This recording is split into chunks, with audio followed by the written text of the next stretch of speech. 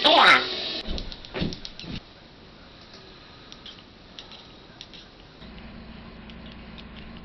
What, Susie? What do you want for dinner? Zucchini. Very good. That physical encounter with a fugitive slam has no strength. Estimated the number of lives lost is between 250 and 300. This captain has a close connection. My great he would have been a young man back then. All that happened out on gruesome. What is that? Spirit. Oh boy, oh, sticky. You're gonna get all sticky.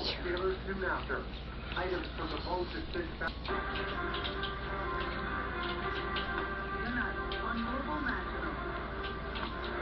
New York disaster. We had 3.5 feet of ocean. I mean, it was flying right down to the bay. I mean, it was scary. New Jersey swamp. The level of devastation at the Jersey Shore is unthinkable. And lucky to be alive. Good evening and thanks for joining us. It is the day after a night like no other. Millions of Americans in more than half a dozen states now face a daunting recovery. This is an aerial view of the New Jersey coast. Devastated is how the state's governor describes it. People are still being rescued there. President Obama has declared disaster zones in both New York State and New Jersey. All of New York's airports are closed. More than 15,000 flights canceled. In New Jersey, they say there was just no stopping it. That's where the storm will extend of the devastation still isn't clear. Whole neighborhoods are underwater. The state's governor, Chris Christie, says they are in the midst of an urban search and rescue. Much of the area is no longer accessible except by emergency crews. Our Eric Sorensen got as close as he Perfect storm, heavy rain, high winds, and high tide as floodwaters gushed into New Jersey's gambling mecca, Atlantic City. We had waves as high as light poles down on the boardwalk. The storm wiped out chunks of the historic boardwalk. More than 80% of the city on this barrier island was underwater. It's going to be a while cleaning up after this one. You can tell by looking around. It looks like a war zone out here.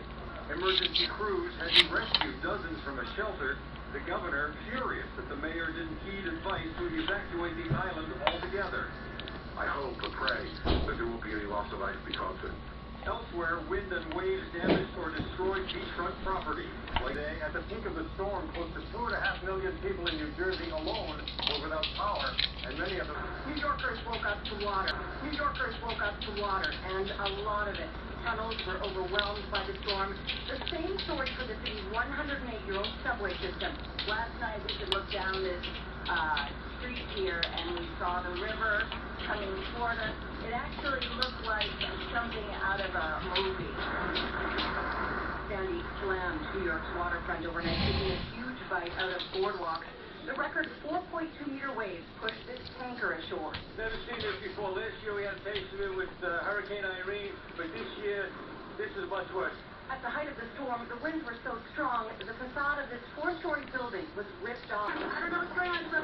All that wind and rain, and in the midst of it, power cut to almost 1 million people when a transformer blew, shutting off the bright lights of the big city. The New York University Hospital got caught in the dark when its backup generator failed. Doctors and nurses started with the sickest and the youngest, including 20 babies from the neonatal intensive care unit. We're trying to move these patients as fast as possible. In Queens, 80 homes burned to the ground as fire swept through the borough. Miraculously, nobody died. Make no mistake about it, this was a devastating storm, maybe the worst that we have ever experienced. It could be as many as 5 days before public transit is back up and running. Today, flights were canceled again while officials at the 3 major airports assess the flood damage. President Barack Obama was quick to offer federal funding to those who need it with a warning. The public needs to prepare for the fact that this is going to take a long time for us to clean up. There were some lighter moments as a reporter used to covering hurricanes for 2 decades was swept up in its power. The perfect storm! And the show went on for late-night host David Letterman, who had to perform to an empty theater. Wait a minute, I think I hear people banging at the door of the theater, demanding to come in. Much of Manhattan was a ghost town with just a smattering of tourists. The biggest draw was a crane that had snapped. There by faith. They have been able to get out to the Statue of Liberty. Speaking of which, the icon of freedom managed to withstand this storm. One of the big issues tonight in Manhattan is that power outage situation we're still dealing with, and it's cold here. A lot of people will be without heat tonight. Wall Street and the New York Stock Exchange set to reopen tomorrow. JFK Airport also reopening tomorrow. LaGuardia will not do that. A lot of schools, we're told, will not open until later on in the week. So this recovery process really is one day at a time right now. Donna. All right, Robin Sickley in Manhattan tonight, and as we've been on air, we've heard that the death toll has now climbed to at least 48. Sandy's path of destruction stretches well beyond New York and New Jersey. The storm has diminished in strength, but it's still powerful. It's still full of moisture, and as much as a meter of snow is falling in some inland states. Global National's Brian Moore is tracking the bigger picture for us. Hours of punishing winds and waves like this left behind awesome scenes of destruction like this. This water following this neighborhood. Whole communities crippled from Washington, D.C. to New England. Across 7 states, millions of Americans today just beginning to add up the toll. Thanks to widespread power outages, many will remain in the dark for days to come. Crews will be working around the clock to restore electrical service, clear fallen trees, and rebuild what was crushed by this superstorm. Hurricane Sandy with several disasters in one. Winds and rain, fire, and ice. Areas of Maryland, West Virginia, and Ohio saw as much as a meter of snow, an unexpected menace for motorists who didn't heed the warning. My truck went sideways and there was no stopping. But coastal communities bore the worst of Sandy's wrath, from the mid-Atlantic to New England. The storm not only managed to shut down the U.S. government for 2 straight days, it has thrown an element of uncertainty into the presidential election, now just a week away. Early voting was underway in several states before the storm, and President Obama and his rival Mitt Romney were forced to cancel events in Virginia and other key battleground states.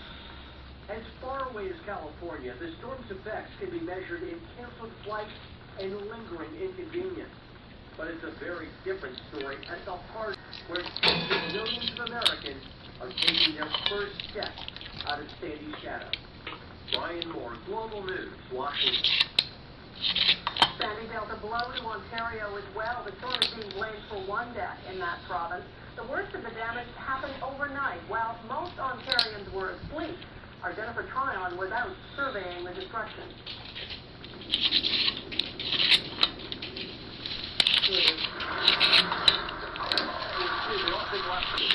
Garbage night, 150,000 people in Ontario spent the night in the dark. It's really hard to see here. This entire city block has no power. It's so dark. Fire-lit parts of the sky, hydro lines fell, sparking this car fire. But just after 1 a.m., we got called to something much bigger. It's 1:38 in the morning, and we're just pulling up the 3-alarm fire. The 100-kilometer-per-hour gusts were tough on firefighters. And while the downtown store burned 2 blocks away, what happened to your car? Are you okay? Yeah, I am okay. He and his passenger escaped the condo roof collapse, only rattled. So it's 3:30 in the morning. The rain... Spirit. But it's true what forecasters said. This has been primarily a wind event in Toronto. At daybreak, waves still crashed along the shoreline cities of the Great Lakes and reached spectacular heights in the Maritimes. But most Canadians awoke having known they'd slept through the worst, and that Canada had been spared the fury that Sandy spawned on the south. Jennifer Tryon, Global News, Toronto. Spirit. What? Mark Campbell lost both his legs in Afghanistan 4 years ago. He says his benefits have been inadequate since the new veterans charter introduced lump sum settlements instead of ongoing financial support.